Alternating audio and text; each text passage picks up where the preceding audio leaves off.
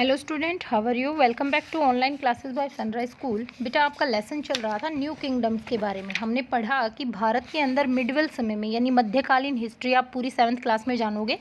तो मध्यकालीन समय में भारत के अंदर जो है बहुत से नए राज्यों का उदय हुआ।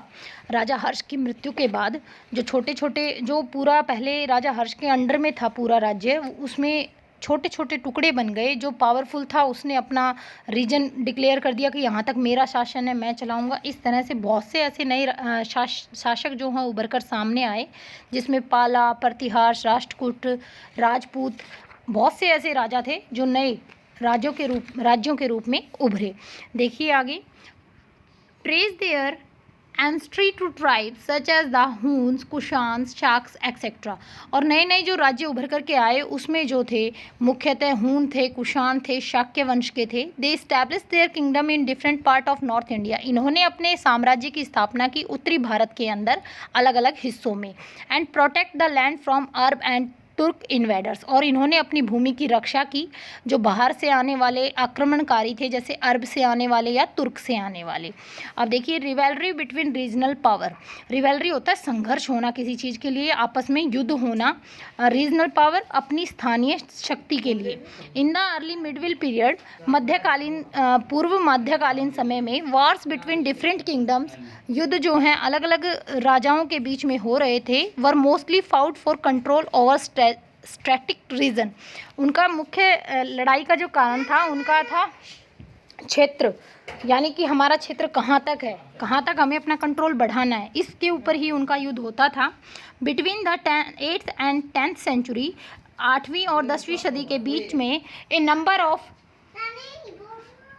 Of powerful empire arose in northern India. बहुत सी संख्या में जो साम्राज्य है उत्तरी भारत में उदय हुए। एंड द दक्कन, और दक्कन के अंदर। दे वर द प्रतिहार्स, इसमें थे प्रतिहार ऑफ वेस्टर्न इंडिया। प्रतिहार जो है पश्चिमी भारत में अपना शासन चला रहे थे। द पालाज ऑफ बंगाल, पाल वंश के जो थे वो बंगाल के अंदर थे। And the Rashtrakuta of the Deccan, और राष्ट्रकूट जो थे दक्कन के अंदर थे, जो अपने प्रशासन को चला रहे थे। These regional power were engaged in war with each other to establish control over northern India. और ये जो सारे प्रतिहार्स और पाल्स और ये जो थे, ये आपस में ही, राष्ट्रकूट आपस में ही युद्ध कर रहे थे एक दूसरे के साथ। अपना जो क्षेत्र है उत्तरी भारत में, अपना कंट्रोल, अपना जो नियंत्रण है वो स्थापित करने के लिए। India and important city of Kannauj, Bharat का जो महत्वपूर्ण शहर था Kannauj. Kannauj was located on the bank of the river Ganga. Kannauj जो शहर है वो गंगा नदी के तट पर स्थित है। And it conquest meant control of rich resource. और ये जो है, जो रिच रिसोर्स मतलब इसके अंदर जो प्राकृतिक संसाधन थे, जैसे कि खनिज हो गए, वनस्पति हो गई, इसमें बहुत ही ये धनी था। ऑफ द अपर गंगा, और ऊपरी गंगा का जो हिस्सा है वो इसके अंदर पड़ते थे, गंगा वैली के। ट्रेड एंड एग्रीकल्चर, यहाँ व्यापार भी अच्छा होता था, खेती बाड़ी भी अच्छी होती थी। This tripartite struggle finally weakened all the 3 kingdoms. और ये जो 3 पार्टीज़, यानी जो 3 अलग अलग पार्टीज़ थी जो स्ट्रगल कर रही थी, संघर्ष कर रही थी आपस में, ये युद्ध कर करके बिल्कुल कमज़ोर हो गई थी।